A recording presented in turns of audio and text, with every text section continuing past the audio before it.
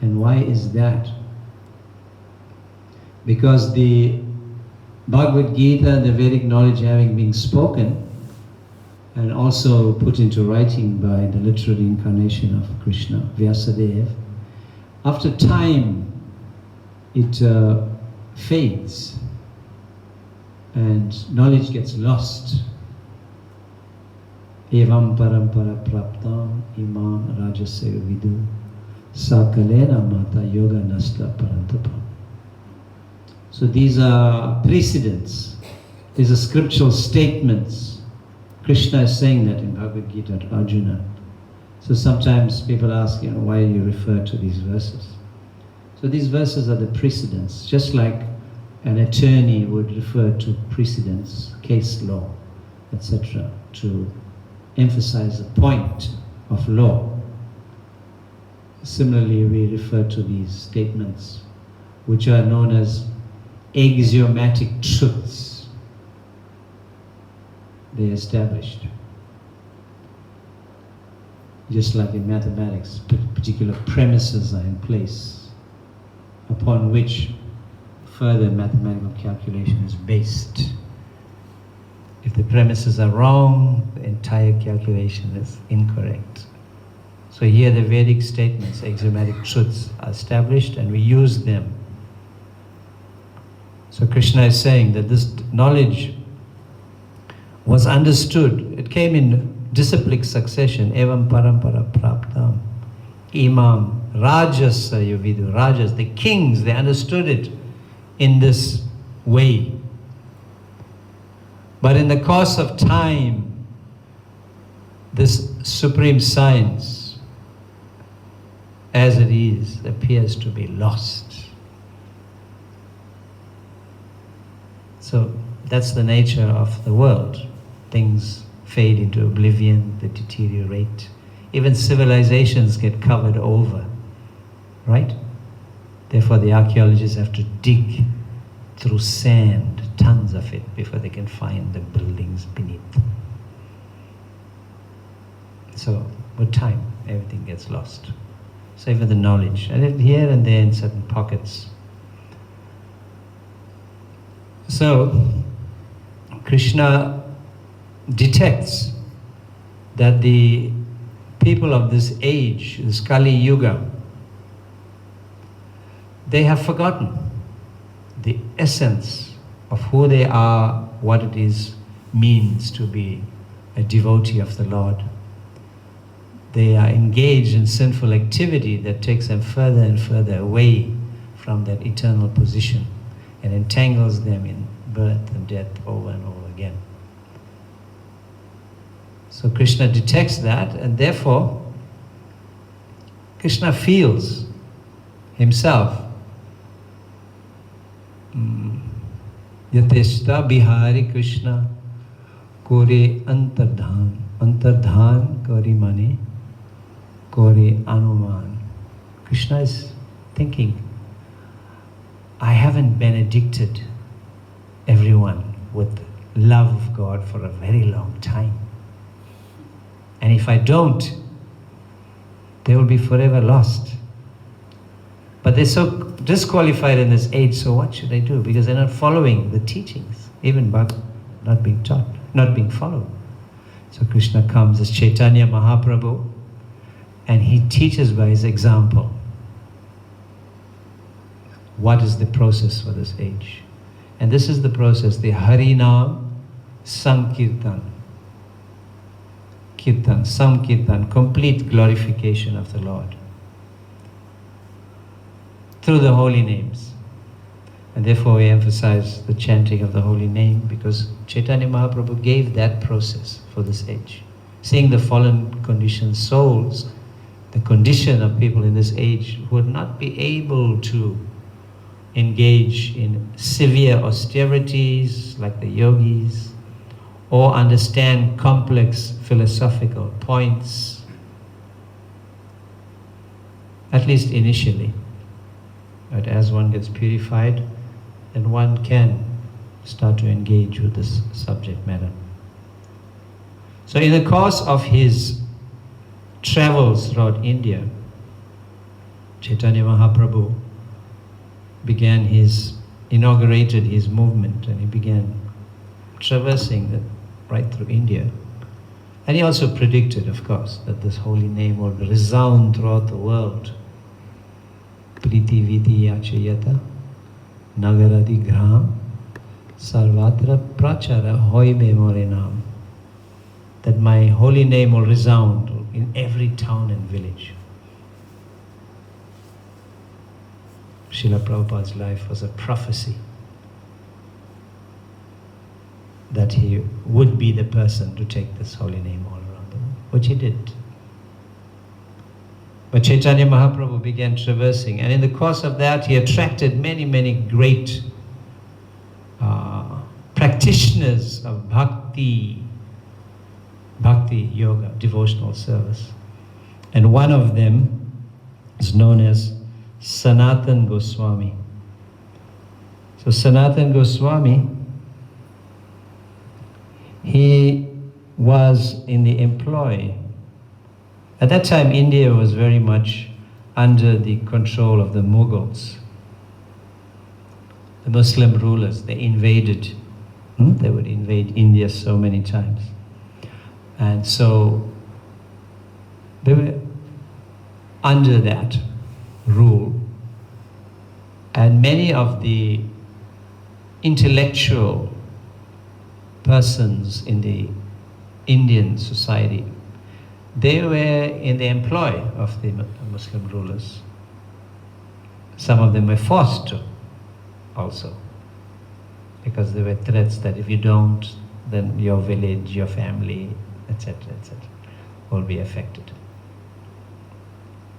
So Sanatan Goswami and Rupa Goswami, two brothers, there were three, Vallabh, Anupam, but they were in the employ of the Sultan, and they lived in a place called Ramakeli, and they were given a position of Prime Minister Sakar Malik. It's a position, it's not a name. And Dhabir Kas, treasurer. And the Sultan, he trusted them, and he knew that if he could leave them to run his kingdom while he went out on war. But Chaitanya Mahaprabhu was going through Ramakeli, and he was singing, preaching, and thousands of people were coming to see him. And so Sanatan Goswami and Rupa Goswami, they also went to see him, the first meeting. And they were very, very attracted to him, because both of them were born into already Brahminical families. In fact, Sanatan Goswami, when he was a little boy, he had a dream that a little boy came to him and gave him Srimad Bhagavatam.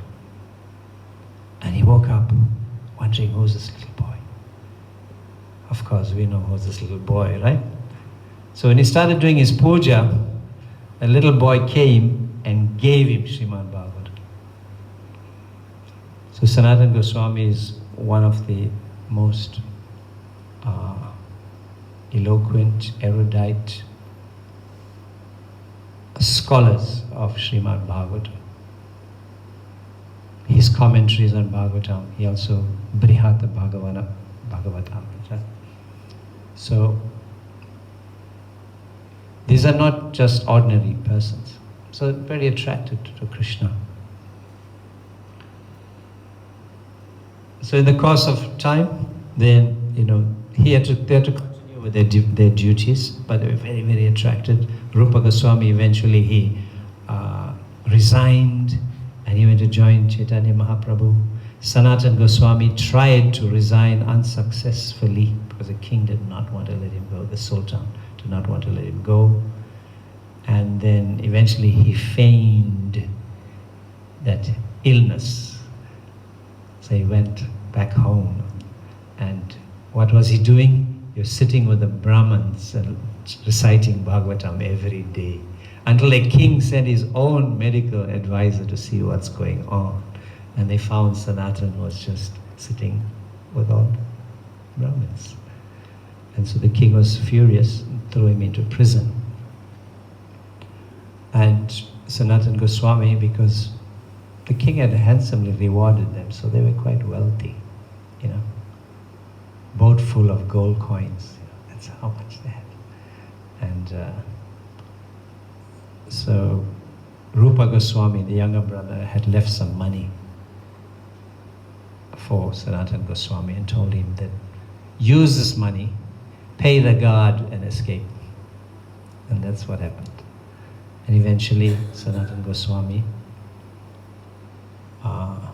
met Sri Chaitanya Mahaprabhu at Varanasi, I think it was. And then Chaitanya Mahaprabhu gave him instructions there. And this discussion there formed the instruction to Sanatan Goswami to research all the bhakti scriptures, put them together.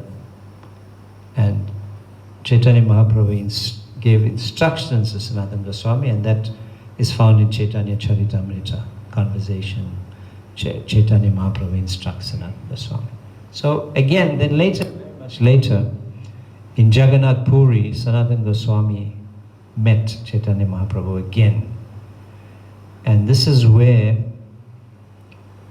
the Sanatan Goswami, he displayed his great humility.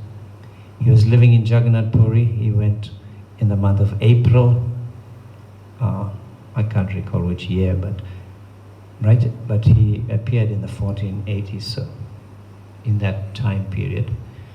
So he then was in Jagannath Puri, and then in the month of May, June, Chaitanya Mahaprabhu called for him. And Sanatan Goswami, he took the path along the beach on the burning sands, blistering his feet, to come to see Chaitanya Mahaprabhu. And Chaitanya Mahaprabhu asked him, so which way did you come? He said, I came along the beach. Why did you come that way? He says, because I am so fallen that, and Sanat Goswami had developed a little dermatology issue. He had little sore in his body, which had come from drinking water as he passed through the forests. So it was temporary, but it was sores on his body. And he told Chaitanya Prabhu, I did not want to come by the path well used by the Brahmanas, because then they may bump into me. And I am so fallen and my body is diseased that I would contaminate all of these Brahmanas. And Chaitanya Prabhu asked him, what about your feet? So blistered. And he said, that you asked me to come, I was so ecstatic. I felt nothing. So this is when Chaitanya Mahaprabhu told him that some people preach, prachar, and some people act, achar. But you, Sanatan, you do both, prachar and achar. In other words, you preach and you practice what you preach, your behavior. Therefore, the Vaishnav etiquette is the ornament of a devotee. In Sanatan, you are displaying the ornament of a devotee. Krishna is pleased when you display that. So I'll read here and there some aspects.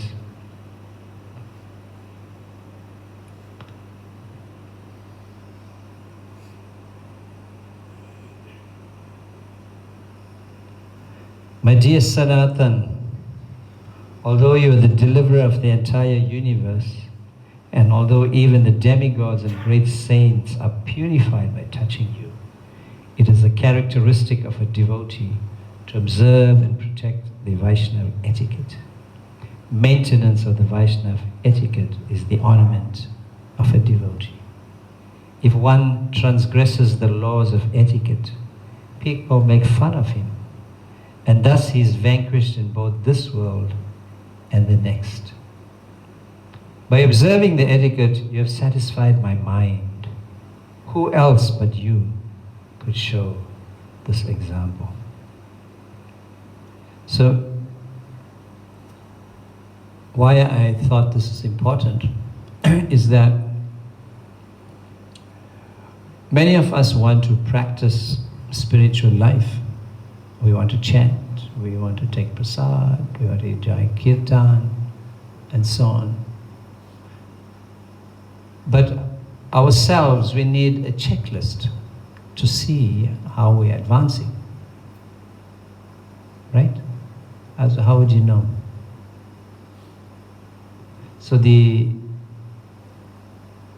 devotee who's practicing for a while, spiritual, he should be displaying particular purification of behavior, changes. Right? We're at the beginning of the year now. We're speaking about New Year's resolutions. Which is the most difficult New Year's resolution to keep on the material platform?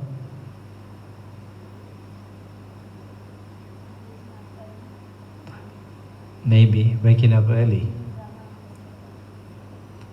The most difficult one for people to keep is they resolve to lose weight.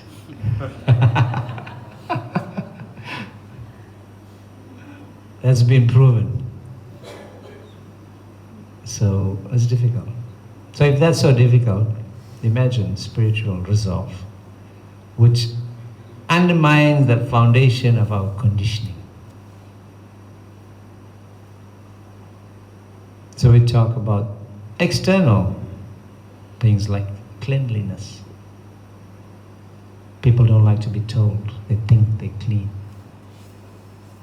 But when devotee said cleanliness is next to godliness, Prabhupada said cleanliness is godliness. It's not next to it. And therefore there are little things that we should think about. You get up in the morning, brush your teeth. You probably go to the toilet. Do all that before you have a bath. And put on fresh clothes. And in the course of the day, even if you have to go to the toilet, especially if you pass feces, then you have a bath. Put on new clothes, clean clothes. So, little things. Now one may think, and I've heard it, oh Prabhu, as long as my heart is clean, the Lord is in my heart, I don't have to worry about anything else. You heard that one. My heart is clean, God is there. The external is a manifestation of the internal. So much for our cold shower, right, before we came here. We were jumping in the kirtan, now we're perspiring again. So we'll probably have to have another shower, cold shower just now, again. So, so we have to take note that these are things that are presented. Just recently, His Holiness Bhakti Chaitanya Swami gave an entire course on Vaishnava etiquette. Now when we say Vaishnava etiquette, Vaishnava means the devotee of the Supreme Lord Krishna.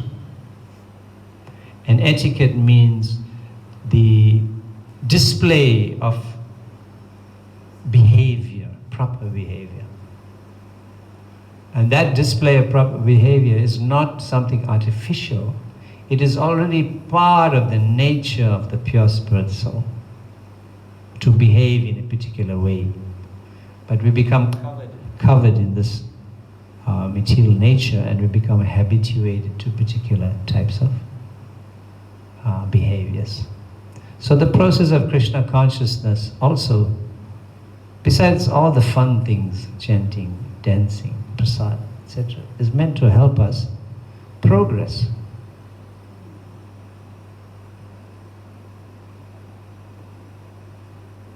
The devotee who has had particular bad habits, over time that should diminish, that should change and eventually give up. So we may have begun with smoking cigarettes perhaps. It's not natural to the body at all.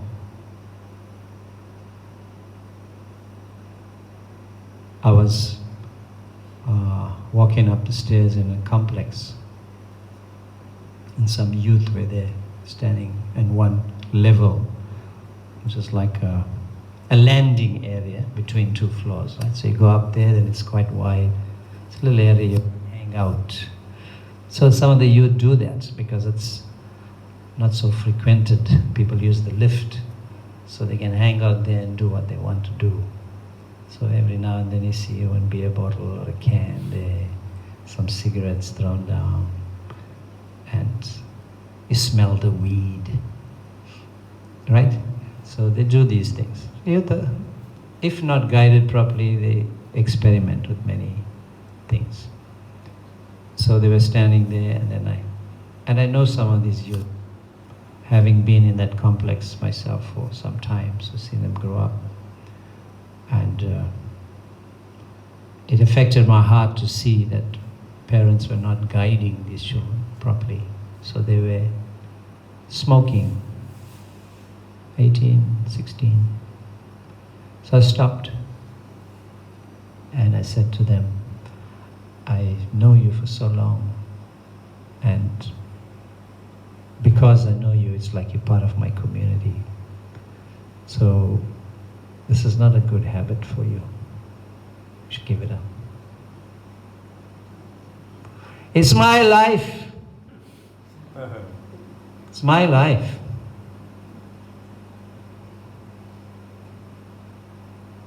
I said, okay, I have expressed myself as a concerned person, but if it's your life, then I won't say anything more. But I can offer a prayer for them silently. So this is the thing. We are habituated, we start with certain habits and we get habituated. And it's hard to shake it because it's my life. Right? But intelligence dictates for spiritual progress that we should allow our so-called intelligence to be guided by higher intelligence. And that comes from those who are practicing spiritual life and have these wonderful ornaments in their character. So these are some basic things. So Chaitanya Mahaprabhu also speaks to Sanatana Goswami about 26 qualities of a devotee. Just keeping an eye on the time. We got about how many minutes? 7, 10 to I think, right? We said we'll stop. 7 minutes. Yeah. So he speaks about the 26 qualities of a devotee, Vaishnava behavior. And I just thought, let's choose one or two.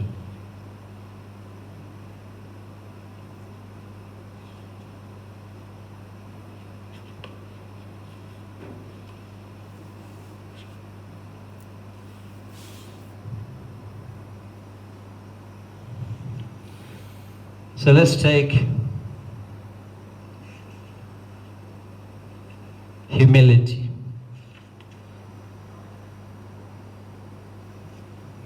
What does humility mean to you?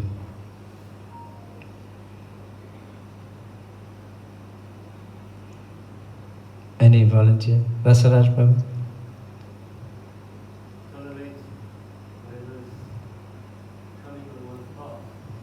tolerate whatever is on your path, any challenges, etc.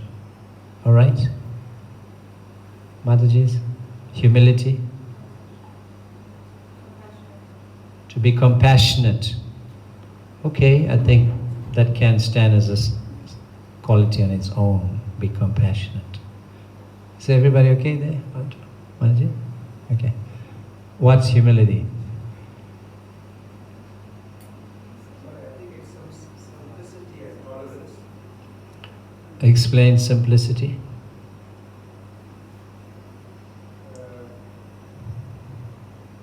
Try not to be sophisticated. Again?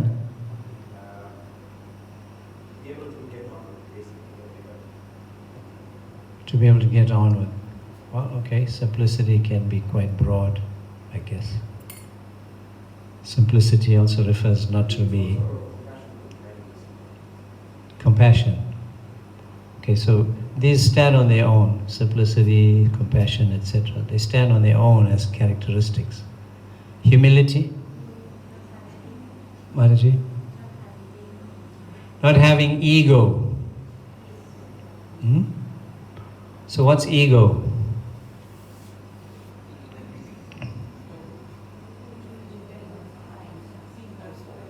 Boastful and pride. All right, in that sense, we all have ego. And having ego is actually means we have identity. But there's a difference between false ego and real ego. False ego is you think I am this body and everything associated with it. I am the Lord and the surveyor of, and the creator of all that I survey. This is my false ego. I am the body. But real ego is that I am a spirit soul. So at no time can we lose the ego. It's either real or it's false. But when you accept the idea that you are the real ego, I am the spirit soul, I am not the body, then the spirit soul identity necessitates some humility. The materialistic person is arrogant. He or she thinks he is the doer of everything. But the spirit soul knows that Krishna is the doer of everything. The humility will manifest itself when you think that I have put myself in such an embarrassing position to have left the Supreme Lord's abode and entangle myself birth after birth and death, lifetime after lifetime in this material world. Humility means to think that really I don't know much, especially in spiritual life. Right? We meet many people who will give so much, they'll talk so much, they want to know about spiritual life, but they will talk and talk and talk and talk. Then you want to know, then you feel like, okay, where's the question in all of this? Where's your question? Because you want to know about spiritual life, but you're not asking, you're telling about everything that you think you know. So spiritual life means karpana doso pahata swabhava prachamitva dharma samudachetaha yashriya, what is this? Bruhitana me shishya saham tvam prapanam. That I am confused because of miserly weakness. Arjuna is telling Krishna that in the battlefield. And I do not know what to do. Now my soul surrendered unto you, you please instruct me. So humility means is a willingness to be able to accept the instructions of the spiritual masters, the guidance given by them, to enable us to progress. You may have questions, and those questions are asked with a particular type of demeanor. It's explained that one should not ask those questions in a challenging spirit. They're asked to actually understand. And in that way, the exchange takes place and the logical discussion takes place. Spiritual master teaches, disciple listens, disciple questions, and in that way, his own knowledge and consciousness expands. Humility. However, humility is not thinking less of yourself. It's about thinking about yourself less. Right? It's about others. It's about how I can serve. So, these are some of the qualities. There are 26 qualities of a devotee. We have our whole discussion, seminar, conference, and these kinds of things. And it provides a checklist. So I'll just conclude by reading out the list, and perhaps one or two of them might intrigue you to follow up more later. So, the invocation I figured to say, so you can say it now. Jaya Jaya Shri Chaitanya Jaya Nityananda Jaya Jaya Shri Chaitanya Jaya Nityananda Jaya Advaita Chanda Jaya Gora Bhakta Vrinda Jaya Advaita Chandra Jaya Gora Bhakta Vrinda Jaya Jaya Shri Chaitanya Jaya Nityananda Jaya Jaya Shri Chaitanya Jaya Nityananda Jaya Advaita Chanda Jaya Gora Bhakta Vrinda Jaya Advaita Chandra Jaya Gora Bhakta Vrinda Jaya Jaya Shri Chaitanya Jaya Nityananda Jaya Jaya Shri Chaitanya Jaya Nityananda Jaya Advaita Chanda Jaya Gora Bhakta Vrinda Jaya Advaita Chandra Jaya Gora Bhakta Vrinda. While teaching Sanatana Goswami, Lord Chaitanya described 26 qualities of the Vaishnava. This is now in Bengali. Kripalo akrita droha satya sarasama nidosha vadanya mridosuchi akinchana sarvapakara kashanta krishnai sharana akama aniha stira vijata sadguna mita bhuk apramata manada amani gambhira karuna maitra kavidaksha mani. Devotees are always merciful, humble, truthful, equal to all, faultless, magnanimous, mild, and clean.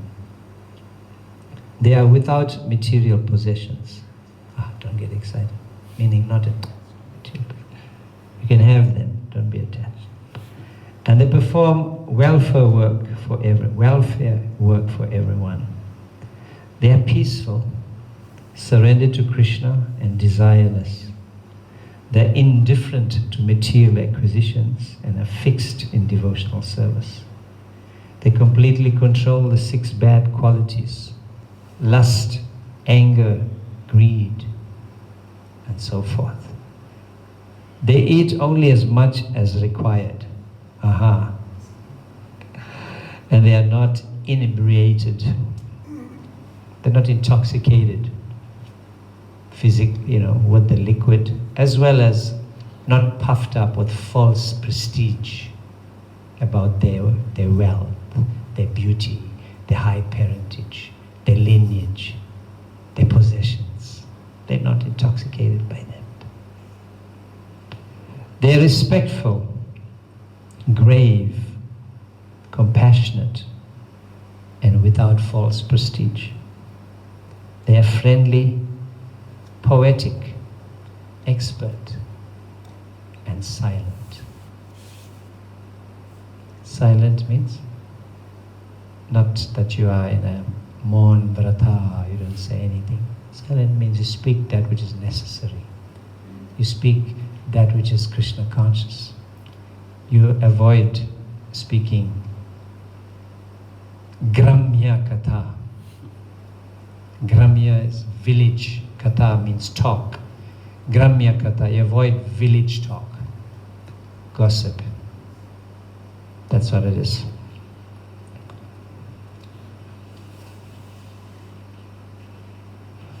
It is not, however, that a devotee must work separately to achieve each of these qualities.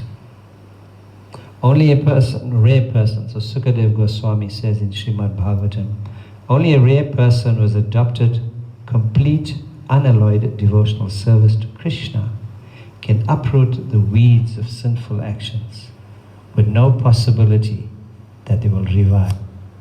He can do this simply by discharging devotional service, just as the sun can immediately dissipate fog by its rays. So, when the forest is burning, forest fire, or the field is on fire, then we see the grass and trees, they burn down to the ground, and everything looks terribly devastated. So it's like that. The ones who perform some external austerities to control their bad qualities. But when the rains come, after that what do you see? All the grass growing again, because the roots under the ground have not been touched. They lie dormant until the rains come. So similarly, external means we're trying to control the negative qualities. That cannot give you eternal success. You have to uproot them from the roots. And it's only devotional service that can do that. So it begins with chanting Hare Krishna. It begins with trying to be cognizant of what's expected of you as a devotee who's growing. When you talk about self-growth and transformation, these are like, trendy words in the corporate environment. Transformation. They even say transformation consciousness. They use that. They're using all these terms. Right? Why? More for increasing the profit ratio. But we are saying it's for self-growth. The science of self-realization. And by representing, being an ambassador for Krishna, being an ambassador for Srila Prabhupada means that we have to properly represent him. Right? At some stage, dress, devotee, behavior. Because what will happen? People will know, oh yeah, he's going to the Hare Krishnas, he's a member there. But see what is he doing outside there? What kind of devotee is this? So you bring disrepute to Srila Prabhupada. And therefore it's a grave responsibility. But at the same time, it's not forced. It's a spontaneous development as you become more and more devoted. You'll find that things become a preference.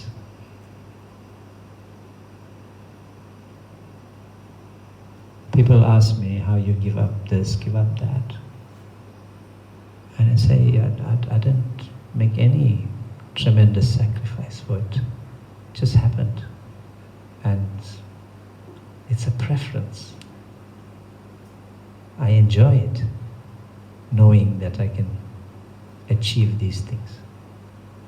Right? But without the pride. We shouldn't even be proud of ourselves. I am so proud that I've become humble.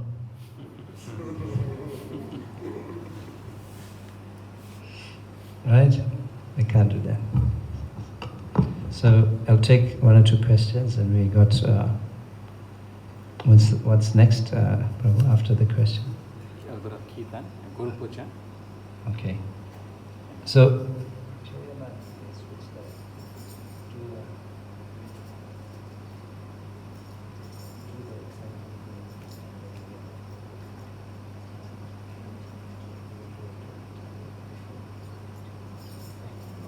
No, I'll take the questions. Thanks. So this is a question that's not really related to the class. It's usually recommended that you interrogate the subject matter, but still.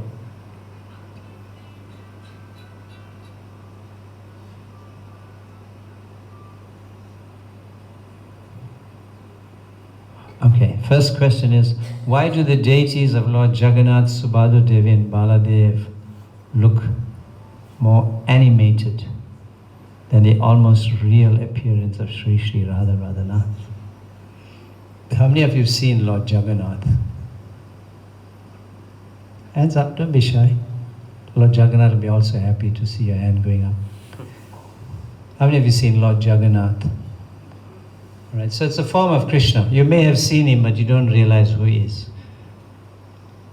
Our Phoenix temple has the presiding deities, Lord Jagannath, Baladev and Subhadra. They are these forms of Krishna. Do we have a picture anyway? Oh yeah. Please arise, O Ravindra. Please stand up. Stand up. Let them have a look at the picture on your t-shirt. Move your chadar. So that's Lord Jagannath. Right? So Baladev and Subhadra have similar features. If you look at Lord Jagannath, you'll see he's got these wide eyes, big smile, and his body form, he has short arms, and his trunk seems to have been, well, it's probably shrunken, we could say like that. So now the question is, well, first you have to understand that Lord Jagannath is Krishna. Lord Jagannath, Jagat means universe, Nath means the ruler, the lord of. And Krishna appears with his entourage, and therefore his sister Subhadra appears, and Lord Balaram appears. When Krishna appeared, so the question is, why do they appear more animated, more like cartoons, right? You get a sense of that. Why do they appear like that? When Radha and Krishna, they have an almost real appearance. Well, not almost real, they have a real appearance, like they are real.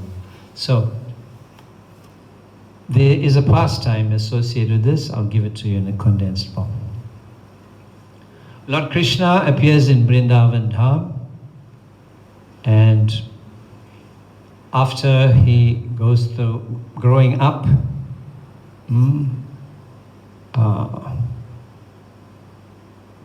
the Kishore stage, he's now a youth, leaves Vrindavan. This is, okay, it's a battery. So he leaves Vrindavan and he goes to fulfill his mission. Yada yada hi dharmasya. Whenever and where decline in religion, I manifest myself and re-establish dharma, I protect the devotees, and I annihilate the demons. So he goes to kill Kamsa in Mathura. And then after that, apparently, Krishna does not enter Vrindavan. Let's see if I can use the other mic, that one there, on the harmonium. Hare Krishna. Check. Okay, it's a little more tinny, but you can just see what you can do with it. So Krishna, he goes then and he becomes the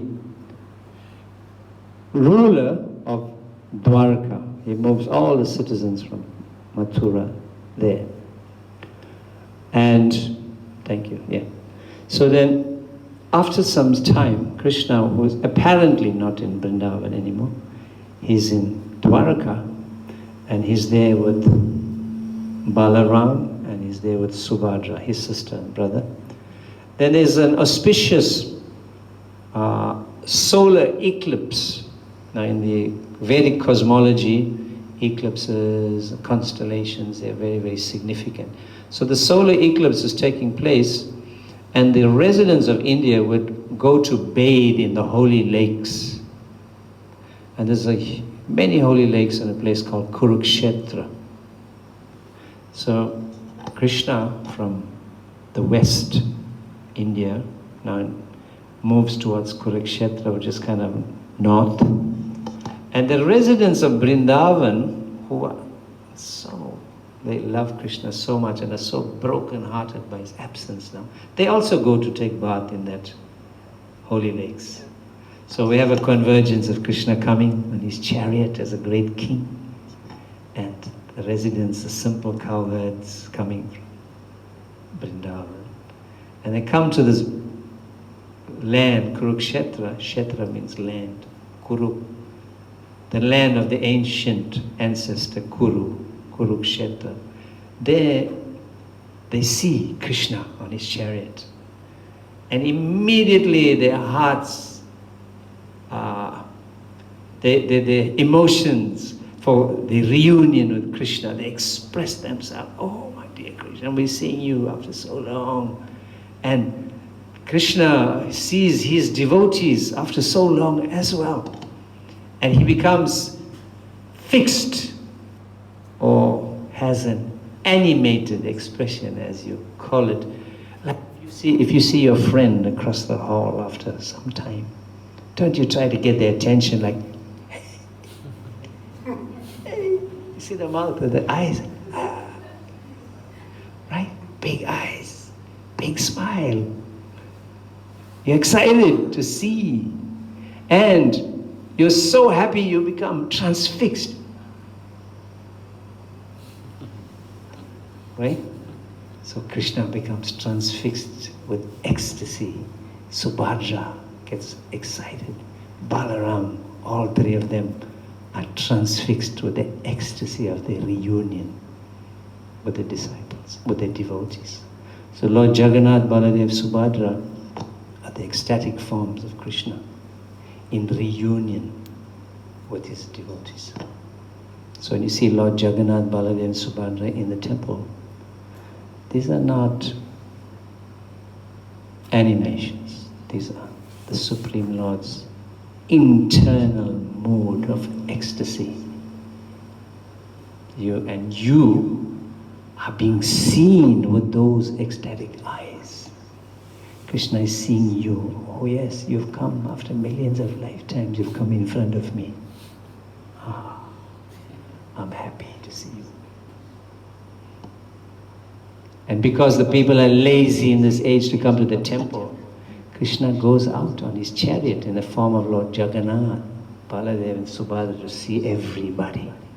He gives them his very wide glance. And simply by doing that, he benedicts you. And your life of entanglement in this world has started its end by Lord Jagannath. Okay, I know we're taking time for this. If we are created in God's image, how come we all look different from one another? Here, God's image means two-armed form, you have a body, right? A torso, a head. Krishna's original position is that, a two-armed form. His expansions are the Narayan forms, etc.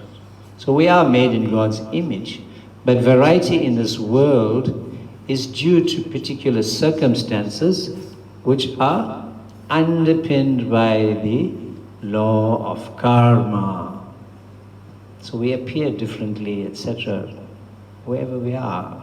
In Africa, we look a certain way. In Europe, we look a certain way. In India, we look a certain way. Right? So variety is also interesting. Imagine if all of us look like Krishna and we walked around. But we have an eternal spiritual body, and you can achieve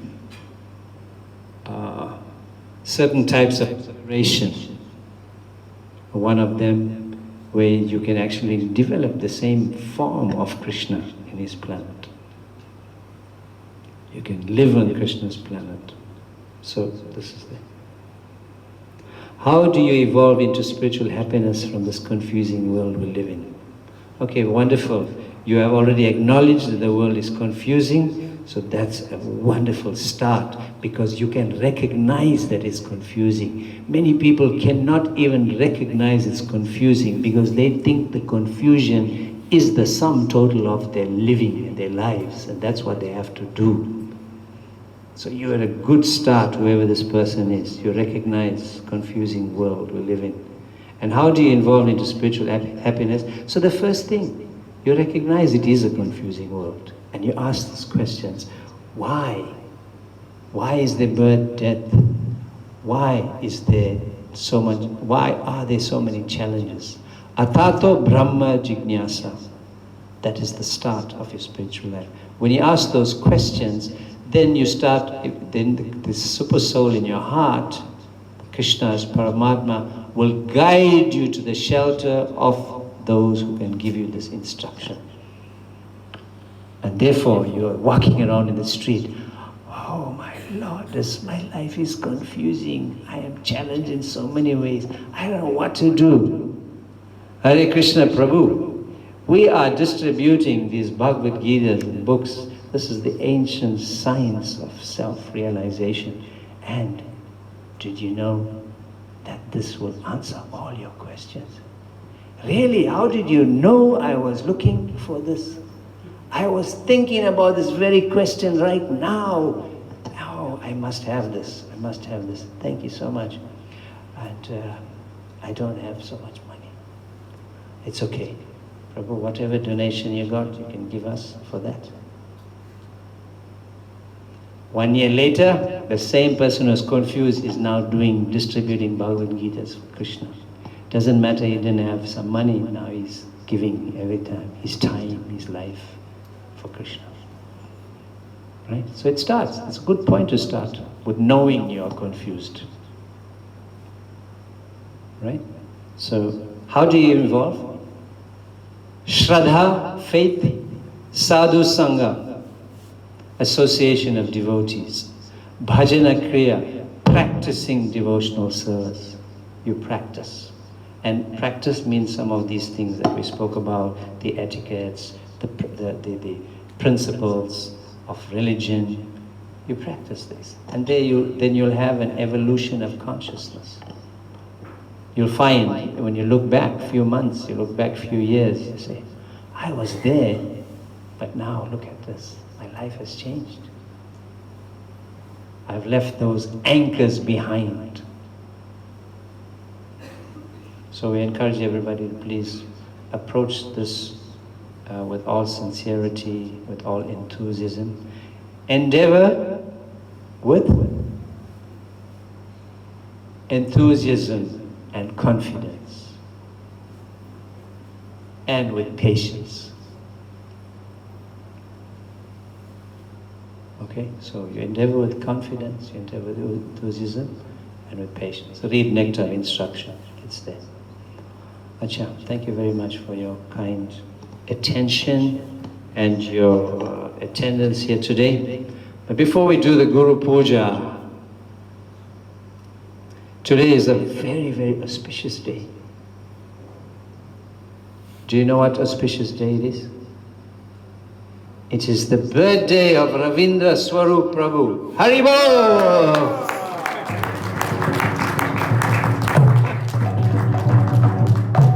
Well, that was a good drum roll. So, Shalina Mataji. Okay.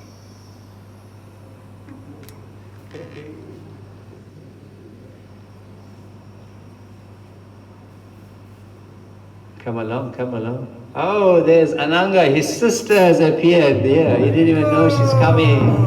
Hare Krishna. Let's have the drum roll, that's good. Hare Krishna.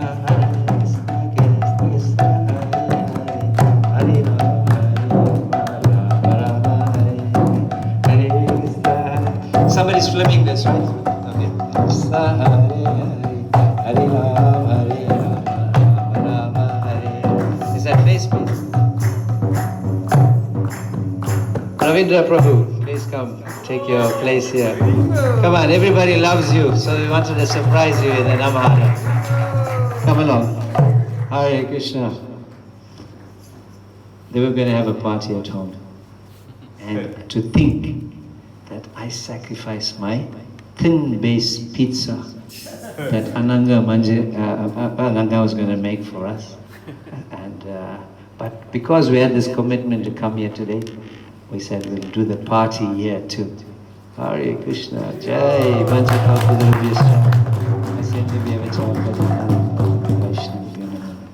So Ravindra Prabhu is very, very special to me and to the devotees. He's has a very, very simple heart, and it expresses itself in his kirtan, because he's not singing from a platform of false ego. He's singing genuinely because he loves Krishna and he loves to sing. This is his talent, right? He really does well in so much. Okay, so, dear sister,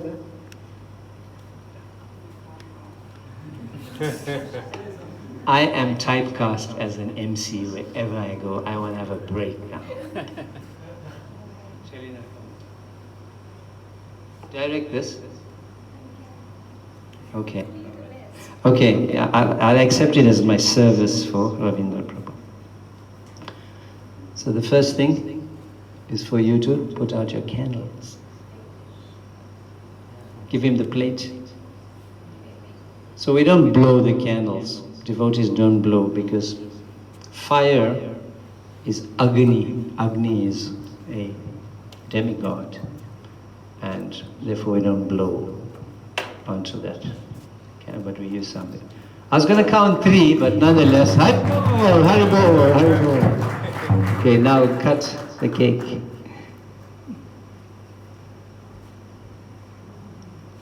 And this time let's count 3. 1, 2, 3. And you're allowed to have a big piece this evening. Ananga.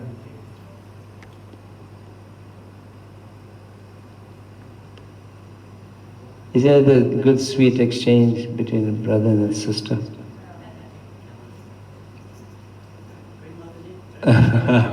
Wait, photograph. Thank you, son. Hare Krishna. One more.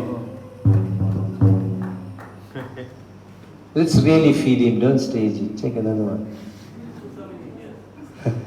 Give him another piece. Open. Hare Krishna, wonderful. Let's have a nice round of applause for Ravindra Prabhu. And Ravindra Prabhu, we wish you all the best with your health and everything you do, especially your advancement in Krishna consciousness. And you being such a humble and simple devotee, I'm sure you'll attract the Lord's mercy. Humility attracts the Lord's mercy. So let us sing for Ravindra Prabhu. Alright? So we do the birthday song tune with the Hare Krishna mantra in it. It's very simple. 1, 2, 3. Hare Krishna, Krishna Krishna, Hare Hare, Hare Rama, Hare Rama, Rama Rama, Hare Hare. Again. Krishna, Krishna, Hare Hare, Hare Rama, Hare Rama. Once more.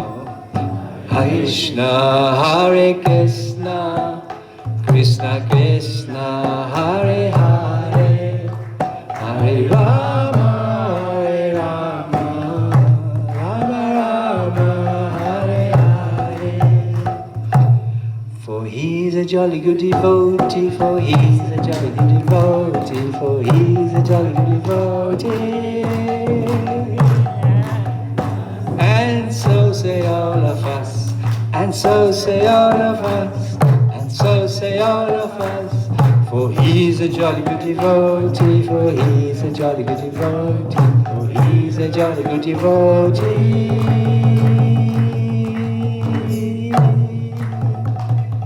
Which nobody can deny. So 3 cheers now.